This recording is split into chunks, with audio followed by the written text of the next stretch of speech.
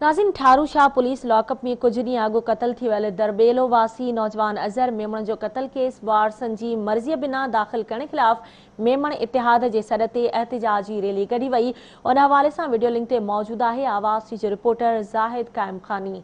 जी ज़ाहिद। जी 2 हफ़्ता अॻु में थारूशाह पुलिस इलाक़े में तशद्दुद ज़रिए क़त्ल थियल अज़हर मेमून जे क़त्ल जी FIR जेका आहे वारसनि जी मर्ज़ी बिना ऐं मेहराब सोलंगी मथां दाख़िल करण ऐं पुलिस एहलकारनि खे बचाइण ख़िलाफ़ जेको आहे अॼु मेमून इतिहाद पारां ऐं मक़तूल जे वारसनि पारां प्रेस क्लब जे आॾो जेको आहे एहतिजाजी धरनो हुया।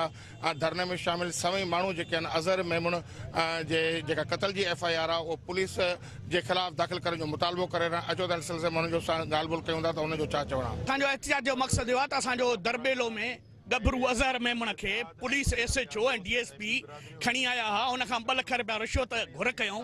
जॾहिं उहे 2 लख न मिलिया त उनखे बट हणी क़त्ल करे छॾियऊं ऐं इहो इल्ज़ाम लॻायूं त उते जेको कैदी हो सोलगी हुनखे सरोटो हणी मारियो आहे। सिधो सऊं तव्हांजे थाणे में क़त्ल थियो आहे, तव्हीं क़त्ल जा जवाबदार आहियो। असांजो मुतालबो आहे त फौरी तौर ते उन्हनि ते FIR कटी वञे, उन्हनि खे गिरफ़्तार हिन क़त्ल में कयो वञे, न त ॿी सूरत में असां सॼी सिंध में एहतिजाजी मुज़ाहरा कराईंदासीं।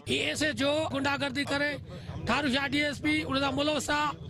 हिनखे बेगुनाह ही गरीब शहरी हो, मिस्किन दुकानदार हो, हिनखे बेगुनाह शहीद कयो आहे।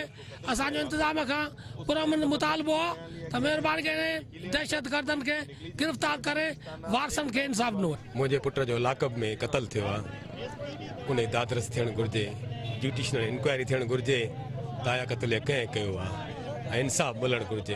हिकिड़ो क़त्ल जेको थाणे में थियो आहे, माना पुलिस उते बीठी आहे, उन बावजूदि क़त्ल थियो आहे। उन खां पोइ पुलिस इहो इल्ज़ाम पई लॻाए त इहो क़त्ल जेको आहे जवाबदार पहिरीं हिकिड़ो अरेस्ट हुयो, उन पंहिंजे पीउ जो क़त्ल कयो, उन्हनि खे क़त्ल कयो। अज़हर मेमण साहब खे पुलिस कस्टडीअ में क़त्ल कयो वियो।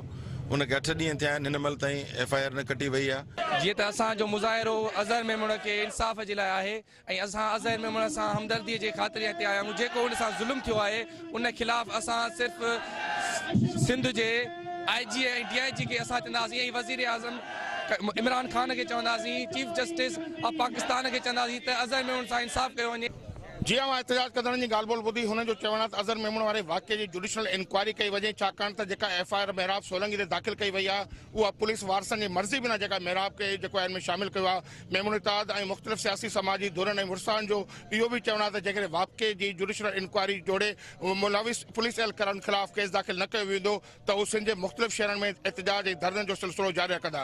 कैमरामैन सोहेल राजपाल सां गॾु ज़ाहिद कायम खानी, आवाज़ TV, नौशरो फिरोज़।